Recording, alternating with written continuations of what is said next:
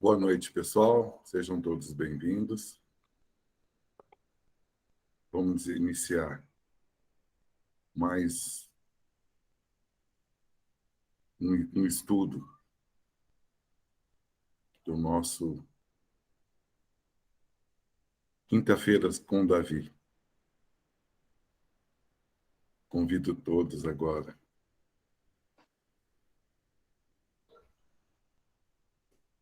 a iniciarmos uma conexão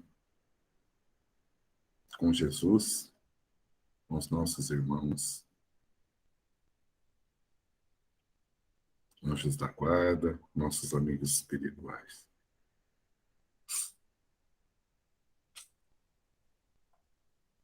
E é com muita gratidão que estamos aqui para mais aprendizados.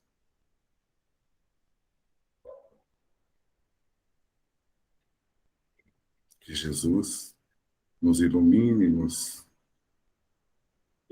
esclareça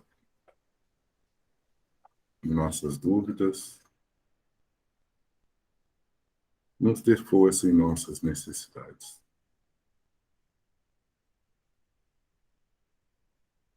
A todos que aqui não conseguiram estar hoje,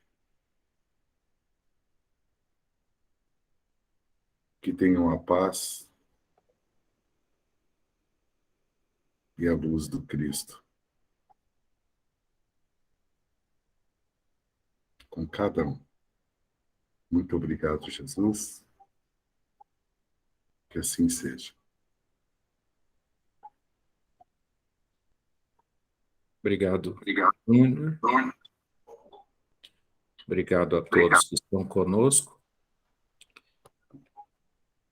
aqui na nossa sala virtual e também aqueles que nos acompanham aí pelos grupos da FEMEL, nas redes sociais, pelo canal do YouTube.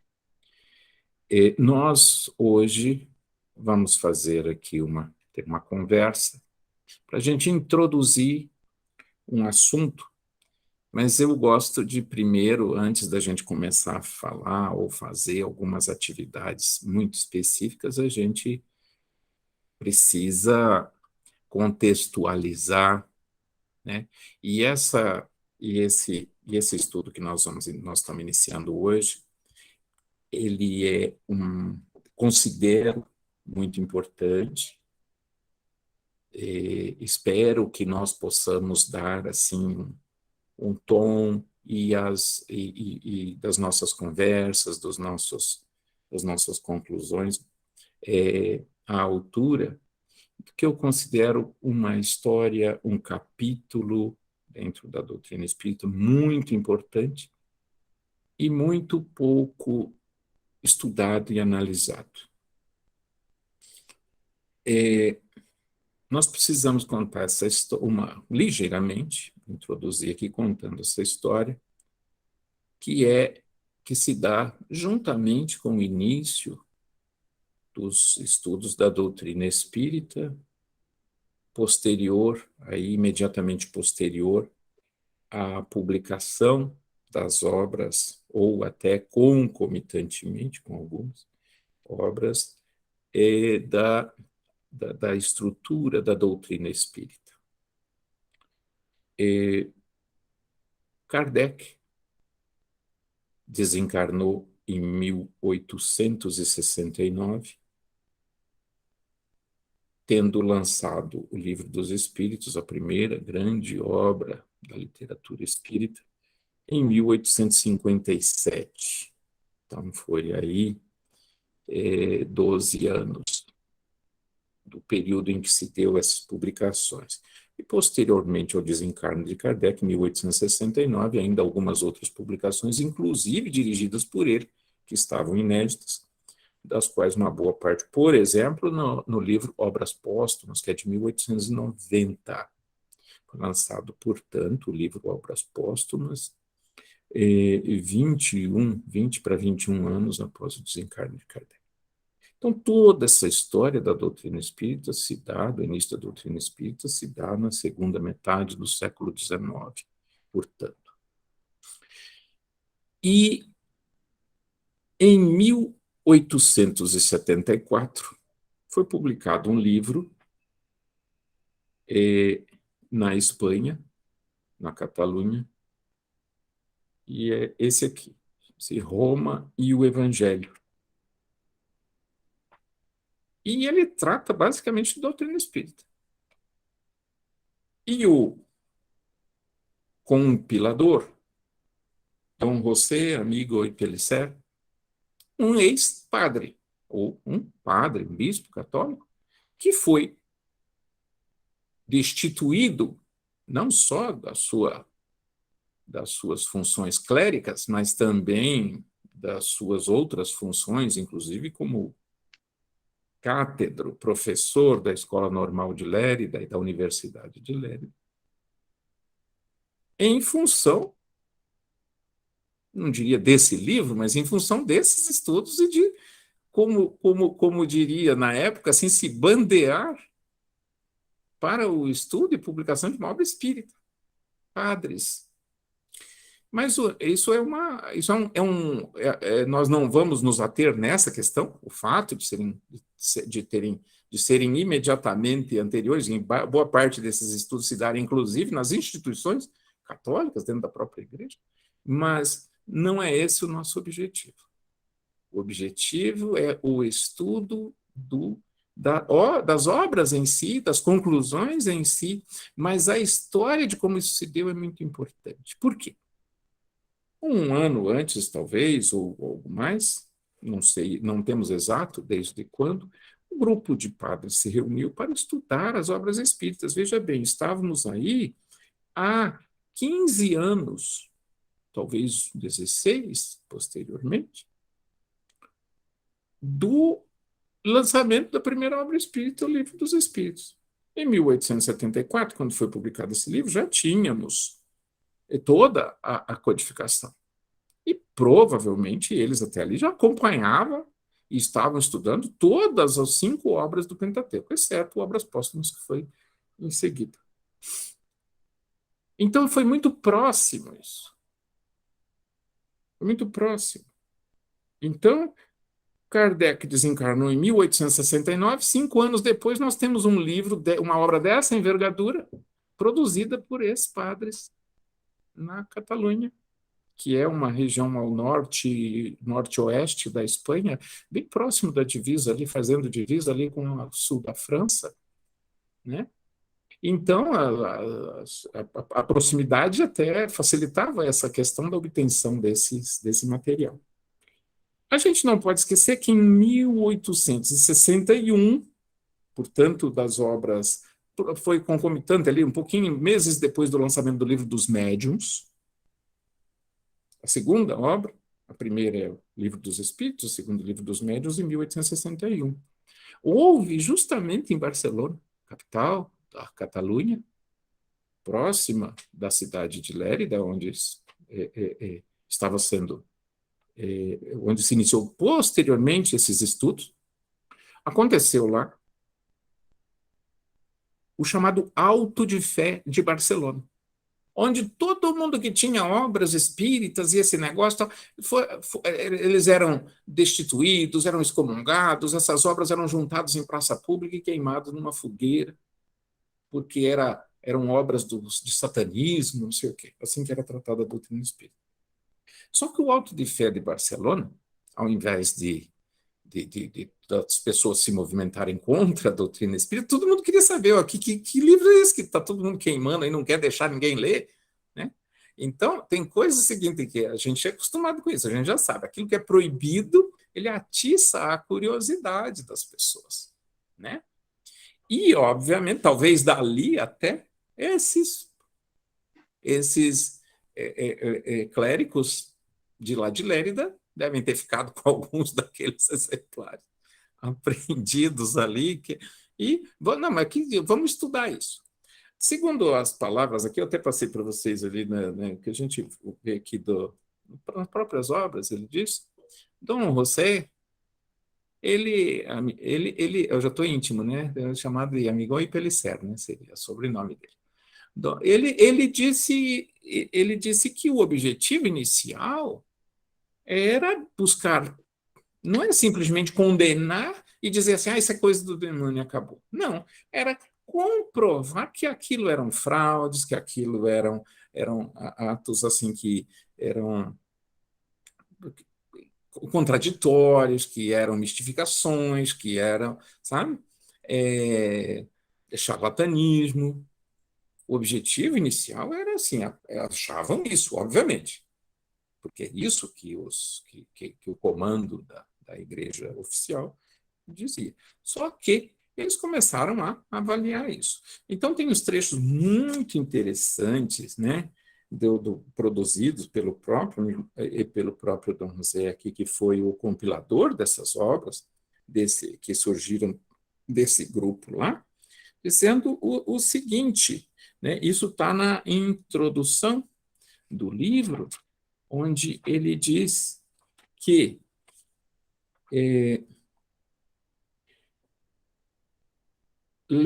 levávamos a suspeita de encontrar na nova doutrina pontos ridículos, flancos vulneráveis e motivos mais que suficientes não só para voltarmos-las ao desprezo, como para sepultá-la por atentatória das sábias leis da moral evangélica.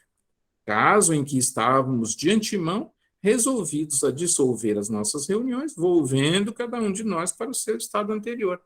Então, o grupo foi formado para a avaliação e análise daquelas obras com esse sentido. Aí, no parágrafo seguinte, ele diz, isso no prefácio dele da obra, que a gente passou aí o texto para vocês.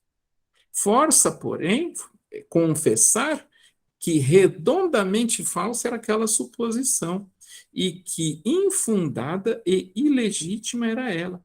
Em vez de teorias ilógicas, afirmações ridículas, crenças supersticiosas e absurdas, e moral suspeita, nós nos deparamos com uma filosofia robusta e acessível à razão, sancionada pelos fatos e solidamente firmada nos ensinos de Jesus Cristo.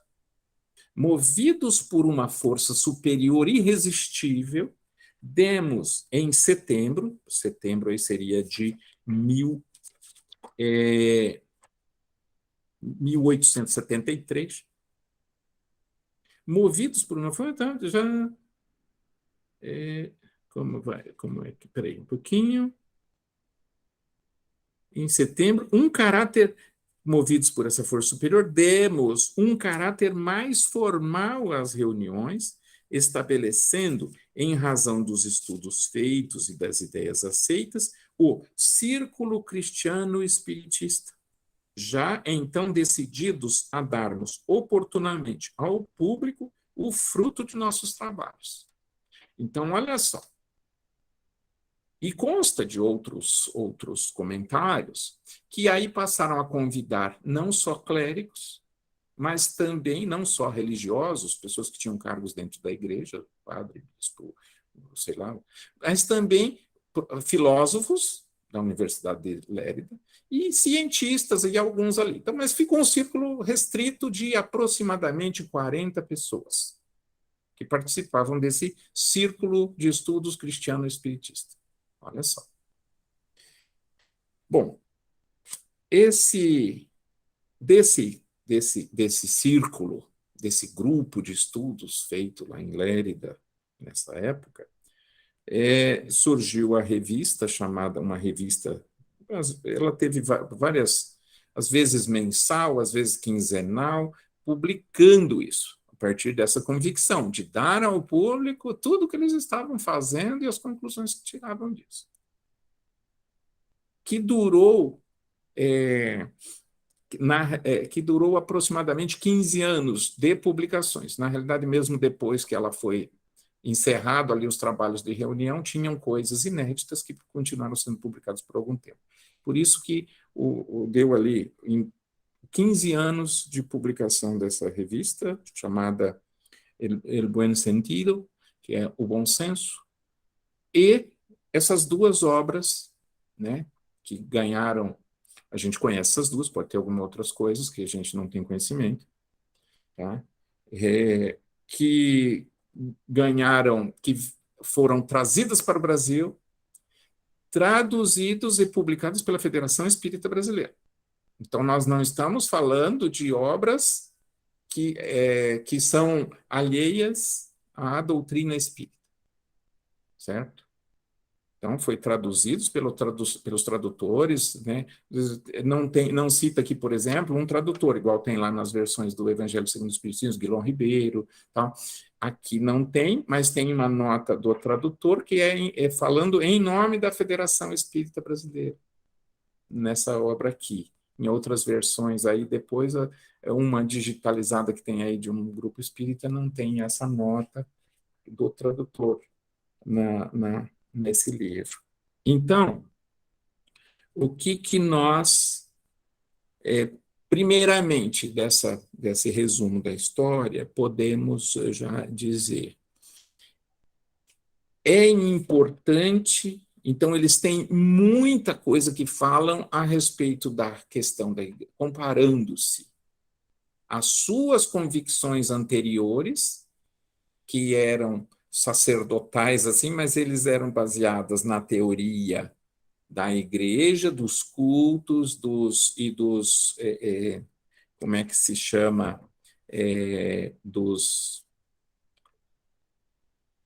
eventos, né, que existe dentro da igreja em função da vida de Jesus, da vida dos santos, né, e comparando-se com a questão levantada pelos espíritos a respeito da evolução espiritual, tudo isso. Das teorias assim um pouco mais formais e materiais da igreja, para aquelas mais voltadas para a essência e a vida espiritual, inclusive das pré-existências do espírito e das encarnações possíveis futuras, que é uma coisa inadmissível. Então, tudo isso embasa, isso forja com que a teoria da vida espiritual seja uma e de um outro seja outra completamente diferente. Então, as múltiplas encarnações e a anterioridade da alma, as encarnações, inclusive pretéritas, que se estabeleceu e se descobriu, vamos dizer assim, né? Ela já sempre existiu, mas o conhecimento disso muda toda a história de uma prescrição religiosa de como é que as coisas funcionam, né? Diante desse conhecimento, muda tudo. Então, existe muita coisa nos livros aqui, especialmente nesse aqui, Roma e o Evangelho, no primeiro, que traz essa questão, de uma teoria e da outra que eles vão descobrindo aqui. E isso tem muita similaridade com o que é dito, com o que é visto no Livro dos Espíritos, com o que é estudado na Gênese, no céu, e principalmente no céu e inferno.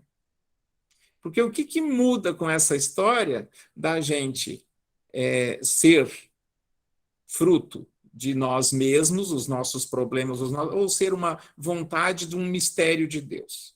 E para o futuro, o que muda nós criarmos o nosso futuro, nós nos desenvolvermos no nosso ritmo, cada um, e termos uma eternidade, aquela escadinha ser bem diferente do que é aquela escada de Jacó, que é assim, da terra para o céu e acabou e encerra ali toda a história, ou de uma vida eterna de criação, evolução e compreensão e iluminação.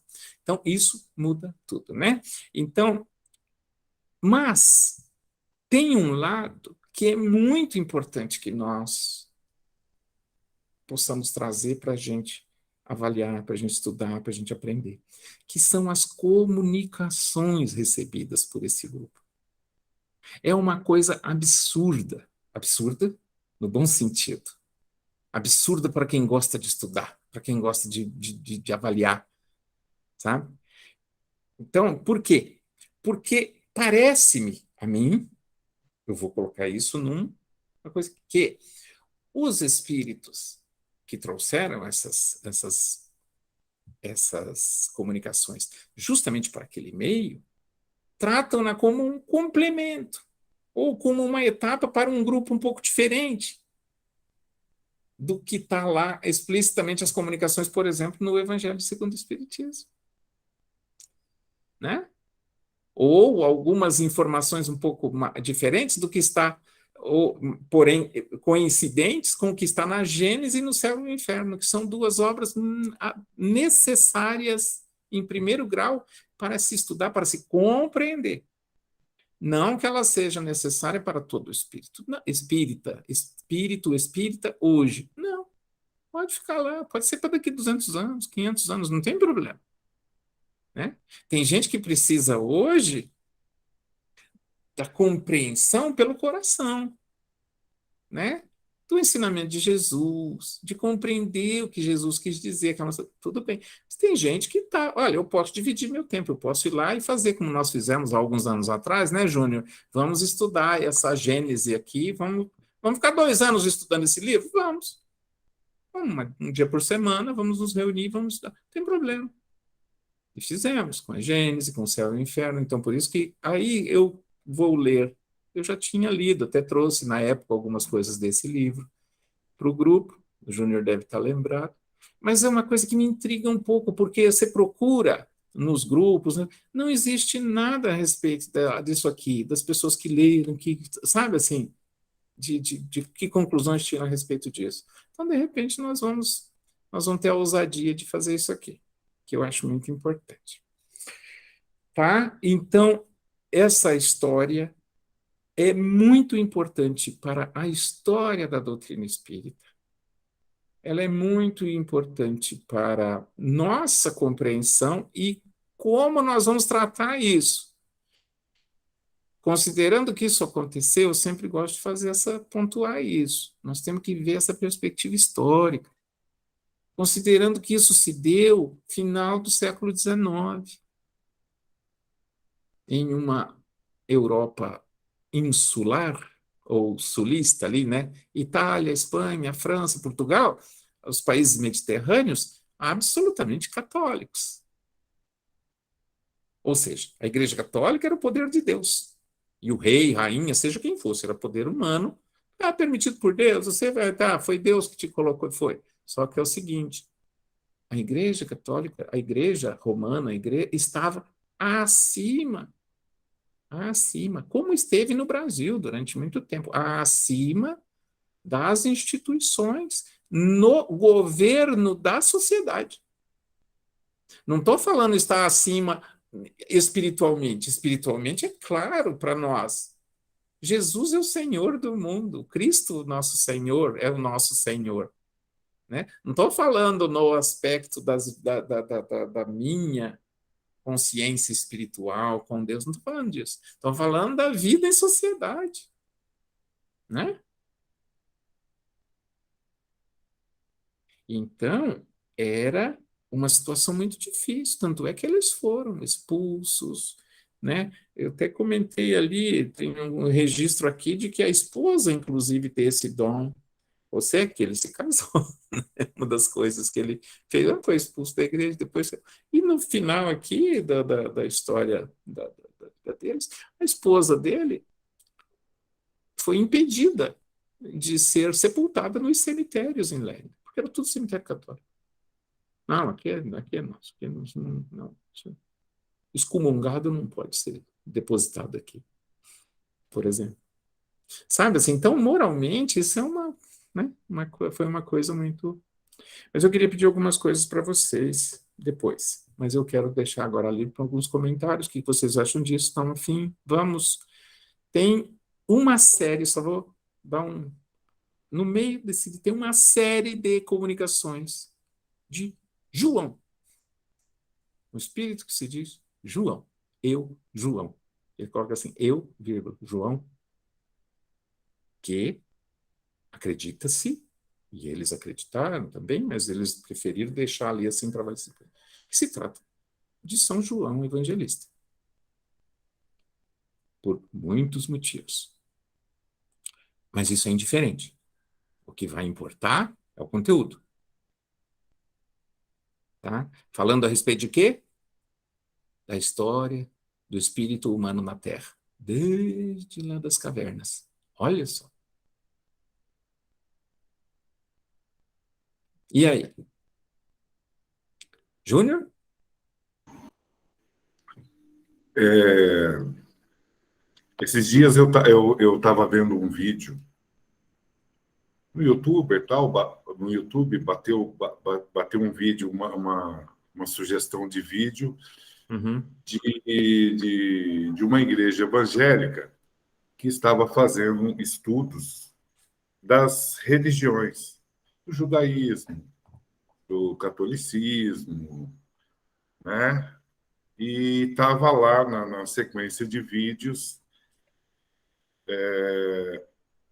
o espiritismo. Eles explicar o espiritismo, fazer um estudo sobre o espiritismo. E o pastor começou com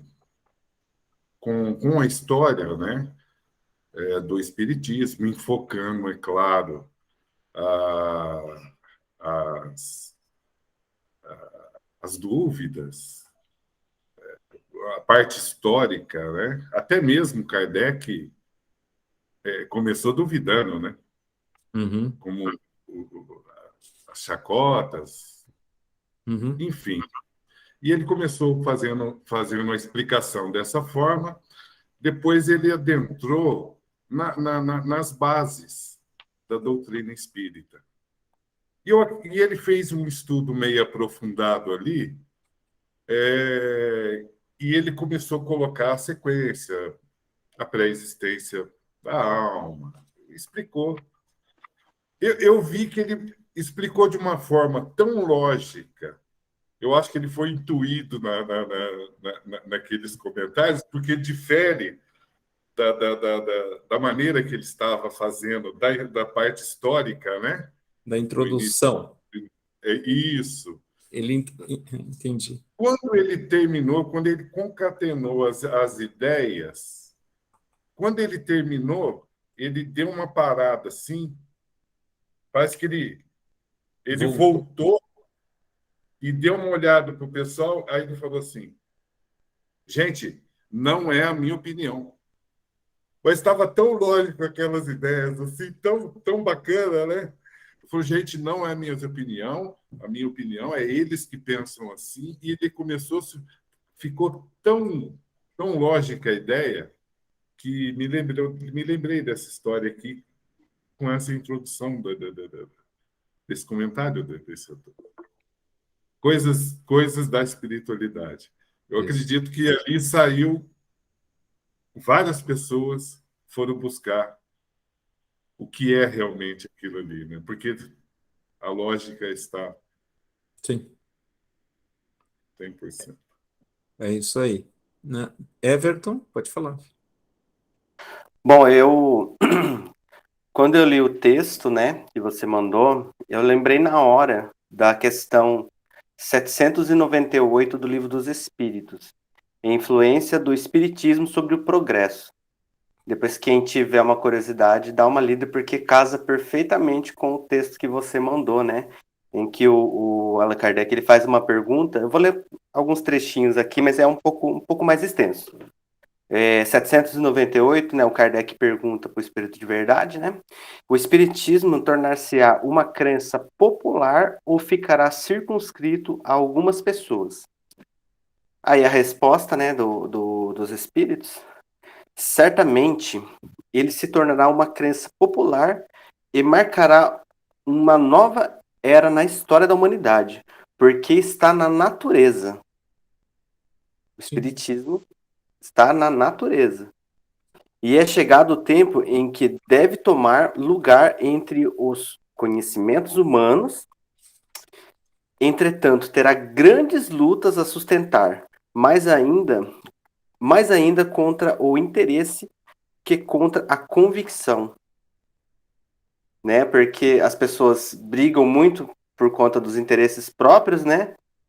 E sem dar muita lógica para convicção, para razão. porque não é preciso dissimular que há muita gente interessada em combatê-lo, uns por amor próprio e outros por causas inteiramente materiais. Mas os contraditores acham-se mais e mais isolados, serão forçados a pensar como todo mundo, sob pena de um dia se tornarem ridículos. Aí o Kardec ele faz uma anotação embaixo. Ele coloca assim, ó: as ideias não se transformam senão com o tempo, e jamais subitamente. Elas se enfraquecem de geração em geração e acabam por desaparecer pouco a pouco com aqueles que os professaram e que são substituídos por outros indivíduos imbuídos de novos princípios. O que ele quis dizer aqui? Ele quis dizer que as ideias elas vão se alternando de geração em geração. E eu acho que esse pessoal, eu não tinha conhecimento desse livro, tá, Davi? Eu não tinha conhecimento. Mas eu acho que aqui já começou, logo depois da desencarnação do Kardec, o próprio cristianismo já começou a dar o primeiro passo. Sim. Só que os dogmas, né, da igreja eram em maiores quantidades naquela época. Tanto é que a penúltima frase, né, ele coloca assim, ó: todavia a sua marcha será mais rápida do que a do cristianismo, pois é o próprio cristianismo que lhe abre os caminhos e sobre o qual ele se apoia. O cristianismo tinha, ou melhor dizendo, o cristianismo tinha o que destruir, e o espiritismo tem só a edificar. Isso aqui eu achei muito interessante. Eu lembrei na hora dessa questão aqui, porque casa um pouco com o que aconteceu com esses padres, né, dessa igreja católica, que eles tiveram acesso. Eu acredito que também por conta de ainda estar no século XX, né, ou melhor dizendo, está no século XIX, né, e está muito ainda a influência do espiritismo, né? O Kardec tinha acabado de desencarnar ali naquele momento, então eu acho que aqui já começou o passo dessa transformação que a gente já acompanha já há vários anos. Isso. Alguma coisa, as senhoras? Falar? Maria de Lourdes. Maria de Lourdes, o que achou da história? Você conhecia essa história desses bispos e padres de Lérida e dessas obras? Já. É legal, né? Mais ou menos, Levi, mas muito legal, muito bom, muito esclarecedor, muito importante, até para a gente conversar com as pessoas, né? Muito Sim. importante. Olha, eu vou, Maria de Lourdes, tomar uma liberdade, fazer uma leitura aqui de um trechinho dessa primeira, A Razão em Busca da Fé. Porque normalmente nós espíritas imaginamos o seguinte, é muito importante isso aqui, para a gente introduzir isso. Nós espíritas temos mais ou menos o seguinte, a gente veio, e esse é o caminho mais ou menos assim, cronológico de todos nós, de vir de fé cega para a chamada fé raciocinada, ou seja, a fé em busca da razão. E aqui no livro, primeiro capítulo, ele coloca a razão em busca da fé, que é o contrário. Então, olha só, aí falando a respeito dessa busca de compreender e de descobrir o que é verdade, eles colocam o seguinte aqui, ó, as palavras do livro, olha só, do editor. A verdade absoluta é una e indivisível e se chama Deus. Olha só.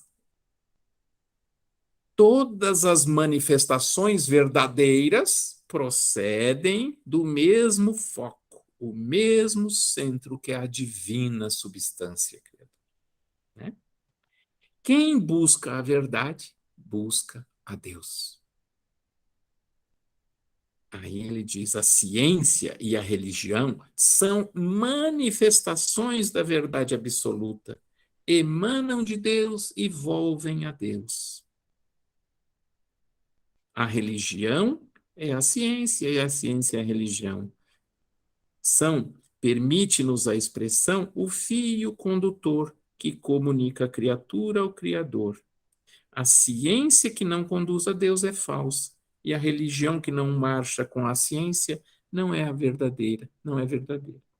Olha a coincidência com o que a gente já conhece da doutrina espírita, do que Kardec afirma. Pois bem, o que temos procurado é, na ciência, os fundamentos de nossa religião. Da religião que nos transmitiram os nossos maiorais e que aceitamos de olhos fechados, sem a conveniente reflexão. E o que temos pretendido é sancionar o sentimento de fé pela convicção e a fé pelo estudo. E aí faz uma citação, né, aqui da carta de Paulo aos Filipenses: buscai e acharei, batei e abrir-se-vos-á, pedi e dar-se-vos-á. Paulo citou Jesus, né? E dizendo para eles o seguinte: rogo que a vossa caridade abunde mais e mais em ciência e em todo conhecimento, para que aproveite o melhor e sejais sinceros e sem tropeços no dia do Cristo. Olha que coisa. Para quem, aí você vai no Kardec, o que ele diz? Diz o seguinte: olha, mas e a ciência, as contradições? Elas são aparentes, o Espírito da Verdade diz. É falta de conhecimentos de um e de outro que tendem à verdade.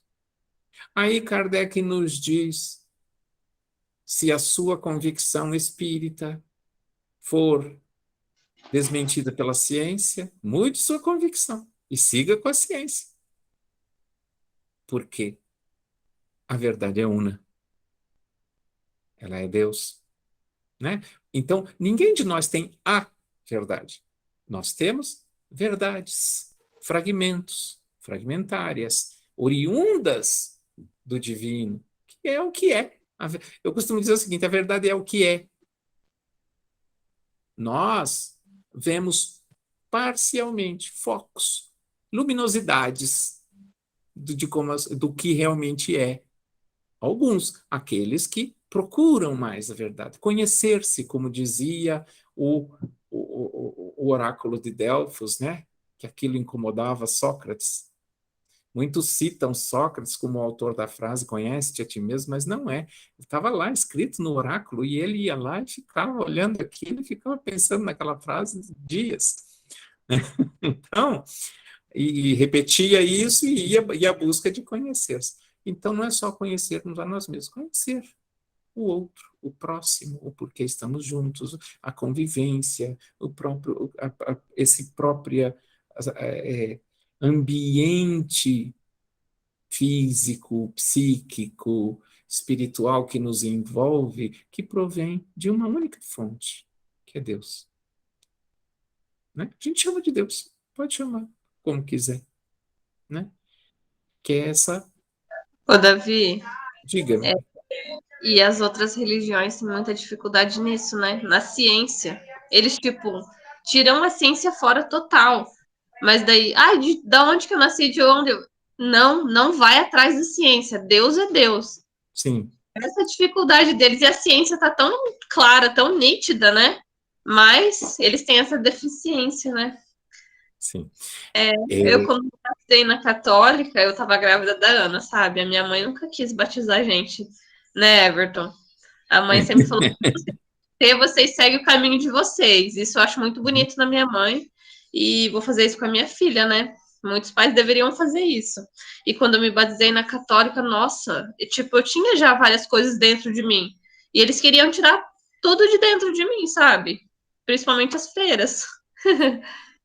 Mas eu só escutava, só e respeitava, né? Não ficava debatendo, assim. Sim.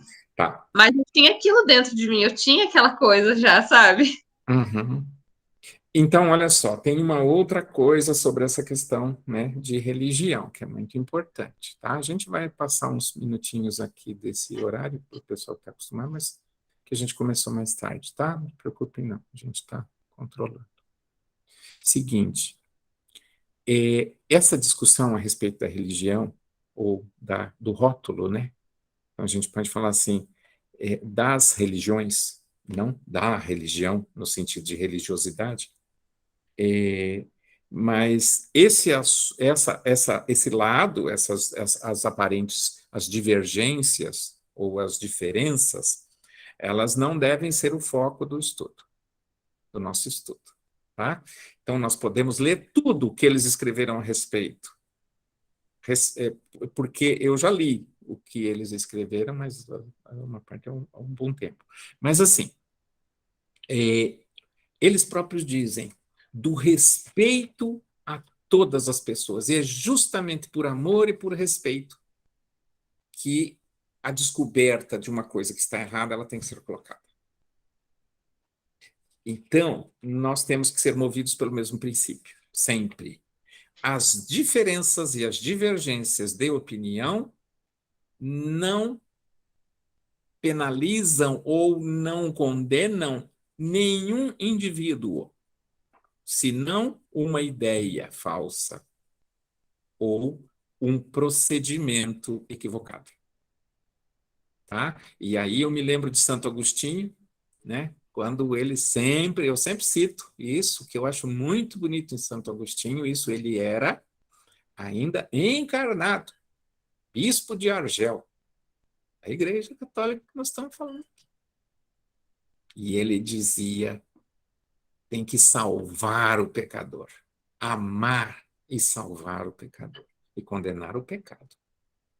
Então, separar as coisas. Sabe assim? Então, isso é errado, aquilo é errado.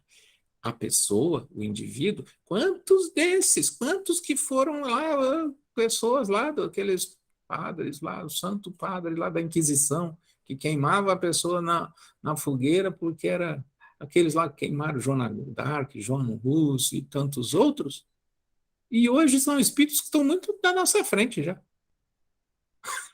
Não é? Então eu vou falar dele lá da história. Mas onde que ele está hoje? Ele é meu superior aqui, ele está me dando orientação hoje, está me ensinando. O espírito tem essa dinâmica, tá? Então, indivíduos somos todos irmãos, amados igualmente, indistintamente, infinitamente por Deus. Não é verdade? Aí a gente fala assim, mas ô Davi, onde você estava nessa época aí? Hã? Eu não sei nessa época, mas um pouco antes eu estava por lá. E fazendo, sabe o quê? Fazendo as pessoas confessarem si diante de Deus no cabresto, na marra. Entende? Então, então não não terá qualquer coisa que nós digamos aqui, não terá nunca o intuito de denegrir ou de menoscabar qualquer instituição ou qualquer pessoa. Ponto. Isso fica bem claro. Tá?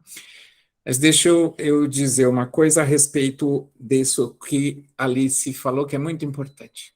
Uma pessoa que trabalhava comigo há 1 ano ou 2 atrás, tinha 2 pessoas, 2 secretárias que trabalhavam lá no meu setor, no gabinete, muito ligadas a mim ali pelo trabalho e tal, agenda, essas coisas o tempo todo, e as 2 evangélicas. E um dia uma delas chegou e disse o seguinte, porque o sermão no culto da noite anterior tinha sido a respeito do criacionismo e evolucionismo, aí, né? Que eles colocam assim, não, ou é esse ou é esse. Aí ela chegou para mim e perguntou, eu sei que você é espírita, você acredita no evolucionismo ou no criacionismo? Eu olhei e falei para ela assim, você crê que quem te criou foi Deus, né? Ah, claro. E quando ele te criou, você já era desse jeito? Olha no espelho. Deus me criou do jeitinho que eu sou hoje. Porque tem muito isso de o ego, né? Eles confundem. Não tem jeito de falar do espírito. Tem que falar para eles do que eles veem. Eu falei, olha para você, olha no espelho. Foi Deus que te criou. E ele te criou desse jeitinho. E a outra desse jeitinho? Não. Há 2 anos atrás, não preciso nem ir lá, ela tinha 30 e poucos, não preciso nem voltar a 30 anos. Há 2 anos atrás eu pesava 10 quilos menos. Falou desse jeito. Eu falei, e esses 10 quilos que estão aí, que agora faz parte de você, foi você que criou ou foi Deus? Foi você que mudou para isso, ou evoluiu para isso, ou foi Deus? Então Deus te criou bebezinho? Ah, eu nasci e não tinha. Aquele é que Deus criou. É. E hoje? Olha para você. Assim como o corpo é o espírito. Então todos somos criados por Deus. Não tenho a menor dúvida. Agora, nós mudamos de acordo com aquilo que nós fazemos? Daquilo que eu resolvo estudar isso, eu resolvo trabalhar naquilo, eu resolvo fazer isso. Você não evolui? E você acha que só o corpo que evolui? A sua mente faz parte do quê? Então, nós somos criados por Deus e evoluímos. Essa discussão é estéril, para não dizer que é idiota. Ficou assim, né? Mas é tão óbvio, é tão simples. Né? Como muitas outras coisas que colocam essas duas áreas uma contra a outra. Né?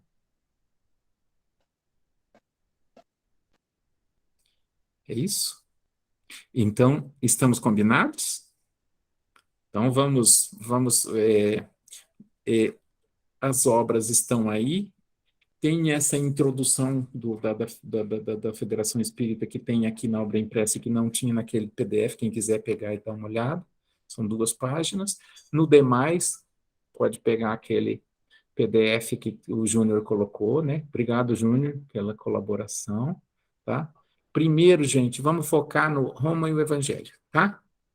Só uma notícia, o outro livro que se chama Nicodemos, tem uma parte bem longa também, assim, que fala mais ou menos de todo um histórico, de uma introdução ao assunto, e depois vem uma série de comunicações encadeadas ali, na ordem em que foram colocadas, com riqueza de detalhes absurdos do espírito Nicodemos, que foi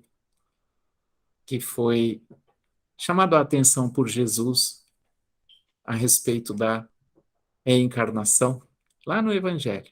Ninguém pode ver o reino de Deus se não nascer de novo. Ninguém daqui, nenhum de vocês vai ver o reino do céu se não nascer de novo. Né? E Nicodemos, depois de desencarnado, tem um tempo longo e várias viagens psíquicas, aí, inclusive a outros orbes, a outros planetas, conhecendo outras irmandades, né, de criaturas, e desenvolve ali uma sequência de comunicações a ser estudada também a respeito da evolução do espírito humano. Aí já partindo não só na Terra, como inclusive antes da Terra. Olha só. Então, muito interessante. Isso provindo de aquela época, segunda metade do século XIX, de um grupo de ex-padres e bispos católicos, é para a gente refletir, né? Inclusive sobre essa questão nossa de eliminar aí toda espécie, né, de preconceito, né, Everton? A gente fala tanto em preconceito nos últimos meses, né? Nosso, com relação aos nossos irmãos, que ainda estão, ou que agora estão, ou voltaram para outras escolas do cristianismo aí, tá? Que as religiões, nesse sentido, são rótulos que nós damos à nossa religião, que é Deus. Todos. Né? Tá bom? Beijinho para Ana. que eu não tinha cumprimentado ainda. Nós vamos nos preparar, então, vamos encerrar a nossa reunião. Alguém quer mais falar? Júnior, tudo bem? Quer falar? Fique à vontade. Everton, mais alguma coisa? Vamos então. Isso foi uma apresentação aí, uma questão histórica e algumas colocações a respeito desse nosso estudo que a gente volta, se Deus quiser, na semana que vem, na quinta-feira. Tá bom? Agradecendo mais uma vez a todos que estão conosco, agradecendo muito especialmente a Jesus pela bênção da oportunidade, pela bênção dessa possibilidade que nos dá de ir além daquilo que nos chegou até hoje, até esta encarnação, por meio gratuito dos outros, e nos coloca na condição de buscar compreender,